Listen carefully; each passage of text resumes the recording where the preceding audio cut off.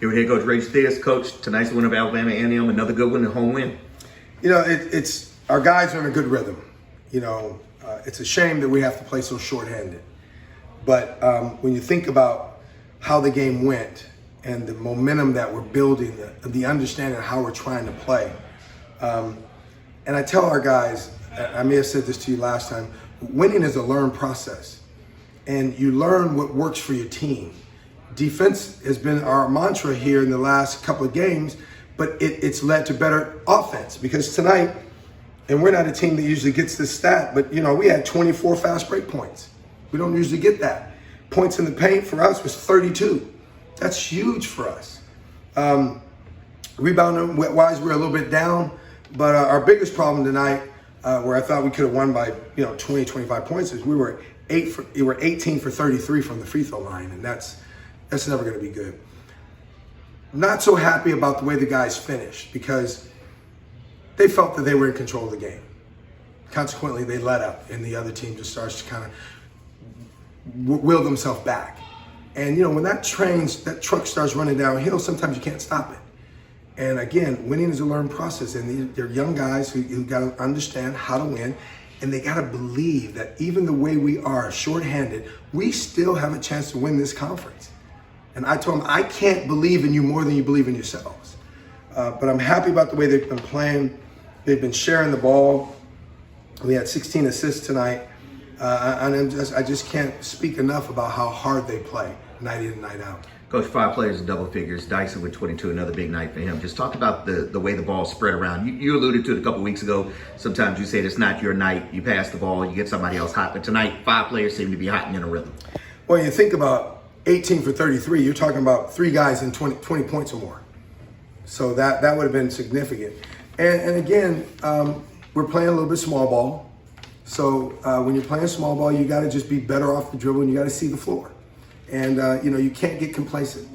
You know, the one thing about young guys, and when you haven't won, some of these guys have not won big. So when you win, you have to play harder. You have to grind it out more, and you have to want it more.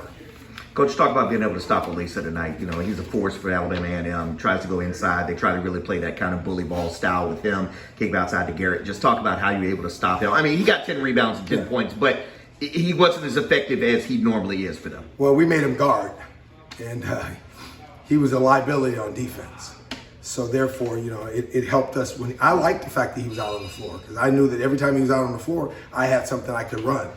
So, he's going to score a few points because he's 7 feet. Right.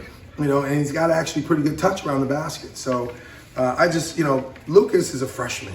He's 6'10" freshman playing against a 7-footer in Division I basketball coming out of high school. I mean, it's pretty impressive. And, James is a freshman also. So, you got to give the credit where credit is due. These guys are really giving us their all. Coach, you just talked about it right there. You tried to make him guard. You went some dribble weave there, kind of getting into your flow a little bit more than you normally have the last couple games. Just talk about trying to get the matchup you wanted to get. You seem like you got it every time, like they walked right into your hands. Well, listen, coaching is a different philosophy. There's a coach that has a system and makes his players play in a system. And then there's a coach that has players and he finds a way to match the system to his players. And right now, we're good off the dribble. Our guards are playing well, so I'm going to keep going to that same kind of play, and let them win the games. I always say, player make plays. Coach, you always talk about it. Defense is what you like to see. You like that defensive intensity. Tonight, you amped it up a little bit. They tried to run a number of different lineups. They went big. They went small. They tried to go fast there towards the end of the first half to kind of speed things up with kind of a 3-guard system. But you guys seemed like you were ready for everything they threw at you tonight. Just talk about the defensive effort. Well, again, my assistants do a great job of the scouting. We knew everything they were going to run. We knew the way they were going to play, everything that was happening with their team. But when you think about them trying to take advantage of us, my job is to guard them, but then make them guard us. See, I'm going to take something away from that team that we're playing, no matter who it is. But then when we're playing small, they have to adjust to us. They tried to stay big. That wasn't going to work. That was a huge mistake, actually.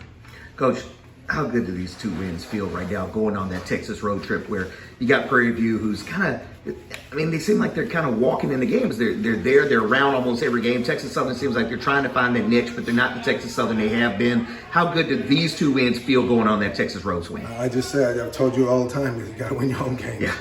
You know, because winning on the road is hard. And we find out every game that no matter what the record is, and we had our first 5 out of 7 games on the road. So that's going to flip for us down the stretch of the season. And hopefully we can steal a few on the road and keep winning our home games. That's the main thing. Coach, congratulations. 2 big wins at home this weekend. Yeah, thank you.